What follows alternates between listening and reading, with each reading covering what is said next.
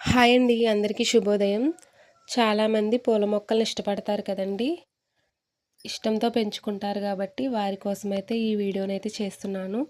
నేను ప్రతిరోజు మీకోసం కొత్త కొత్త గార్డెన్ మంచి మా పల్లెటూరు వాతావరణంలో మంచి గార్డెన్స్ మీతో నేనైతే షేర్ చేసుకుంటాను.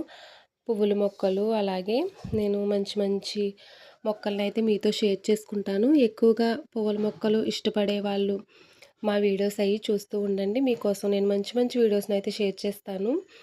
ఈరోజు అయితే మల్లె పువ్వులు, అలాగే గుత్తి పువ్వులు నేను మీకోసం వీడియోని అయితే షేర్ చేశాను. ప్రతి ఒక్కరూ చూడండి. ఇవి రెడ్ కలర్ గుత్తి పువ్వులు.